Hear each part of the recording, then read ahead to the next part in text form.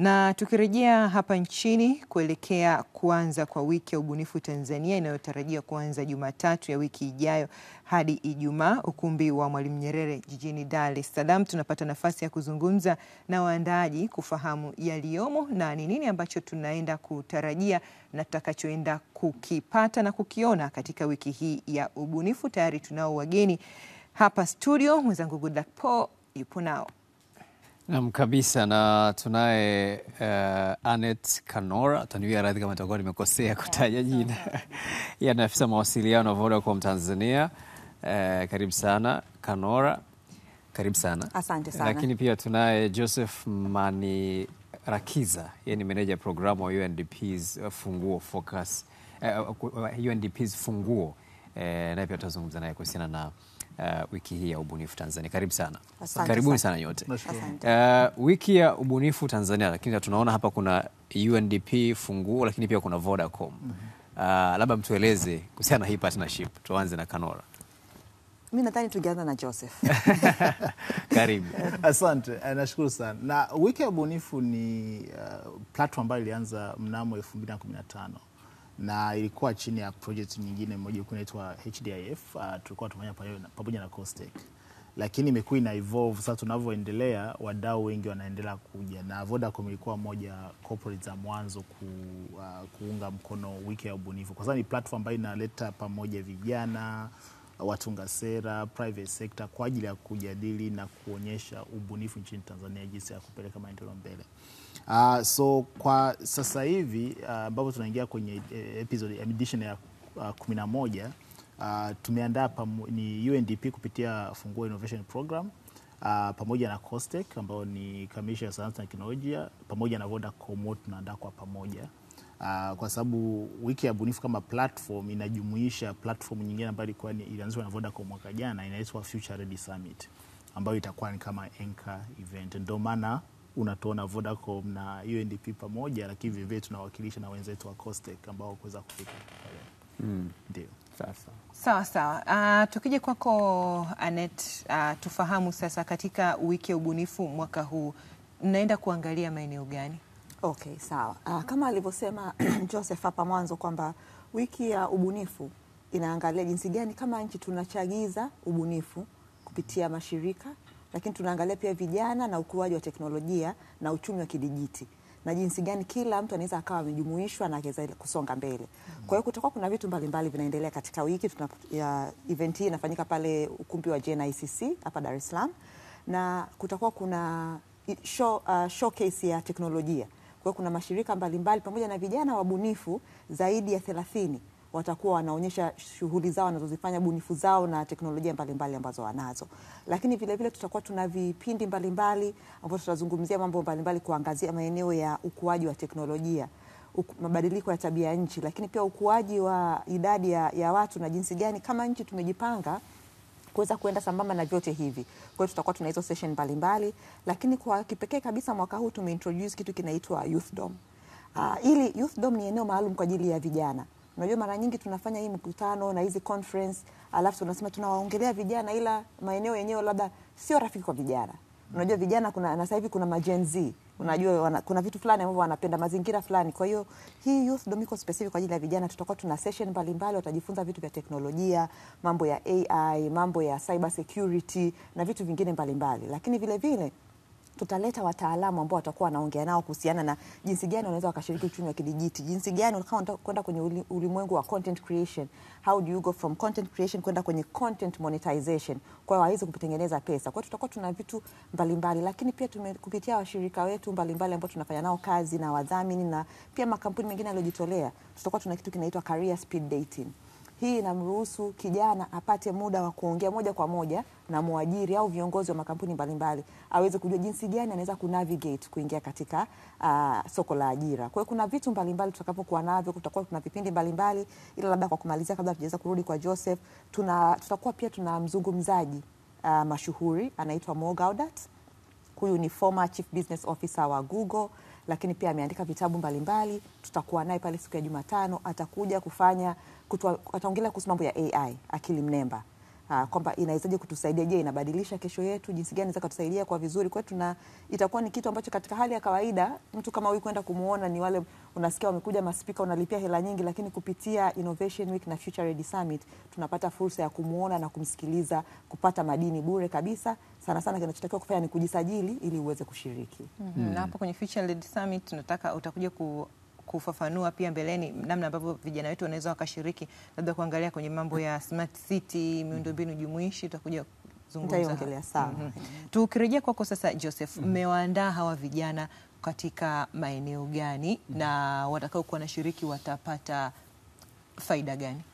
Labda kuongezea alipoishia Anet, mwaka huu tumeangazia maeneo matatu ambayo ametaja. Kuna hii ambayo tunaita Shaping Smart Sustainable Inclusive Urban Futures, kwa sababu sasa hivi ukiangalia miji inakuwa kwa kasi, na ili tuendelee kuwa na maisha mazuri katika hiyo miji ambayo yanavumilika, ndio maana inabidi tuje na teknolojia pamoja na ubunifu kwa ajili ya whether ni tuna move vipi na nini. Kwa hiyo ni eneo la kwanza. Lakini la pili ameshazungumzia issue ya youth empowerment. Sasa hivi nadhani ni data ambazo watu wanazungumzia kila wakati. Tanzania zaidi ya 77% ya watu wake ni chini ya miaka 35. Maana yake kila tunachokifanya inabidi tuangazie vijana tunawafikiria vipi. Ndio maana tutakuwa na focus kwenye youth empowerment in the digital era, kwa sababu sasa hivi tunaishi katika ulimwengu wa kidijitali. Na la tatu, sasa hivi tunaendelea kuzungumzia kwamba kuna research zinafanyika, innovation inaendelea, lakini tuna monetize vipi, yani tunabiasharisha vipi hizo na research. Kwa hiyo itakuwa na eneo hilo. Kwa katika sessions zote ambazo zitakuwepo ni zaidi ya 40, ukizungumzia exhibitions ambazo vijana watakuwa na nafasi ya kuonyesha wanafanya nini na kuengage na watakao kuja. Lakini kutakuwa na vitu mbalimbali. Kwa mfano tunaanza na kila mdau ameangaziwa. Jumatatu tunaanza na media. Tuna media symposium ambayo tunataka media wazungumze ni jinsi gani wanaweza kupromote innovation tunachokuwa vijana. Kwa hiyo tutakuwa na watu wa media watazungumza na ni kitu gani kinaweza kufanyika ili tuanze kwenda mbele zaidi. Lakini kutakuwa vile vile na kuzindua baadhi ya initiatives ambazo zinawalenga vijana. Kwa mfano Alhamisi tarehe 15 tutakuwa tunazindua initiative mpya ambayo iko chini ya Funguo, ambayo inaitwa Green Catalyst, ambayo tunaangazia biashara za vijana ambao ziko katika mnyororo wa thamani wa misitu, forestry value chain, ambao utakuwa na bahati ya kuwa na ugeni mkubwa kutoka Finland, kwa sababu program inafadhiliwa na Finland. Kwa kutakuwa na vitu vingi, Vodacom watakuwa na VDA, watakuwa na Code Like Girls. Kwa kuna initiative nyingi zinaendelea ambazo zinawalenga vijana haswa. Na hiyo youth ndio ambao tunawahimiza vijana wawepo, kwa sababu kutakuwa na mambo mengi ya kujua jinsi gani kupata kazi, kujifunza kwa wale waendelea na vitu kama hivyo. Sasa na ukiangalia changamoto za vijana ziko nyingi hizi ambazo zinahusiana na masuala ya ubunifu, lakini ukizungumza na vijana wengi hasa kitu ambacho kinajirudia ni kwamba kuna vijana wanafanya na tayari umeshajua nako kuelekea. Vijana wanafanya ubunifu lakini hawana capital ama hawana fedha za kuendeleza ubunifu zao. Katika hilo mnawasaidia vipi? Hilo swali limekuja wakati mwafaka kabisa. Kama alivyotaja kidogo hapo Joseph, Vodacom tuna program inaitwa Vodacom Digital Accelerator. Na hii inasaidia, wanasema ni early stage na growth stage startups, kwamba umeshaanza kujipata lakini hauja take off kabisa. Na tunachokifanya ni tunawasaidia waweze kukua katika bunifu zao.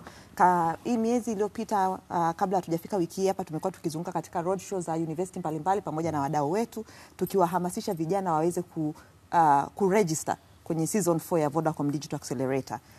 Tulipata application zaidi ya 200, tume shortlist na applicant karibu 20 na kitu. Watakuja, hizi sasa ni startup, ni vijana ambao wanabunifu zao ni changa, tunawawezesha, watakuja Dar es Salaam, watakuwa katika kipindi cha hii Innovation Week na Future Ready Summit. Watakuwa na wiki nzima ya kitu kinaitwa Design Sprint, ambapo wanakuja wafundishaji kutoka Marekani, Mass Challenge, watakuwa nao kwa wanawafundisha jinsi ya kuandaa. Unajua changamoto ya kijana saa nyingine kupata capital ni unaweza kupitch vipi ile capital yako, biashara yako umeiandaaje. Unaweza kuwa na wazo zuri lakini huwezi kulipitch au umeliandika sio vizuri. Sasa jinsi gani unatengeneza appetite kwa investors? Kuna vitu gani, branding, kwa sababu branding ni kitu kikubwa katika biashara yako. So wanapata wiki nzima, wanafundishwa, wanafanya hiyo design sprint, alafu mwisho wa wiki sasa wataenda kupresent kwamba sasa mimi nishafanya hivi, nimepresent, na watapatikana washindi. Wale washindi wanaenda katika stage ya pili ya acceleration, ambao wataendelea kupata mentors kutoka nchi mbalimbali, na finally wale washindi ambao watapatikana kitu cha tofauti mwaka huu, mbali na kwamba watapata support, watapewa na pesa taslim ambazo zitaenda kuingia katika biashara zao kuwasaidia kukuza mitaji. Kwa hiyo tunasema saa nyingine huwezi kumpa kila mtu hela. Na mimi naamini kwamba wanasema kuna ule msemo wa Kiswahili, ukimpa mtu samaki humsaidii. Ukimpa ndoana ataendelea kuvua. Kwa hiyo tukiangalia hata washindi au washirika wa Vodacom Digital Accelerator msimu uliopita na waliopitia Future Ready Summit wakafanya hii acceleration, kuna baadhi yao wameenda wakatumia ile knowledge, wameenda hata kupitch sehemu mbalimbali, nchi nyingine wanapata funding. Sasa sisi tunasema ile ndio tunakuwa tumefanikiwa. Tunapowawezesha wapate zile tools za kujisaidia pia na wao. Mbali ya wale ambao washindi mnao hapa ni wachache, utawapa pesa, huwezi kumpa kila mmoja. Mnafanya kazi kubwa. Labda kuongezea hapo, nadhani issue ni kweli mtaji ni issue kwa vijana. Lakini nadhani mtaji unaweza kuwa ni issue kubwa, lakini sio pekee, sio tatizo pekee. Wengi hawana access na information. Kwamba unaweza kama mitaji ipo. Ili kwa mfano kama hii ya Vodacom kama kuna program kama hiyo pengine wengine hawa. Wengine hawa. Nilikuwa nazungumzia hilo ndo nani platform kama Innovation Week na Future Ready Summit ndo eneo muhimu ya kupata taarifa kama hizi. Au kwa mfano chini ya funguo peke yake tunatoa mitaji ambayo ni grant, sio mikopo. Na so far tumeshasaidia vijana kampuni zaidi ya 61 na karibu bilioni 5.2 tangu tulivyoanza.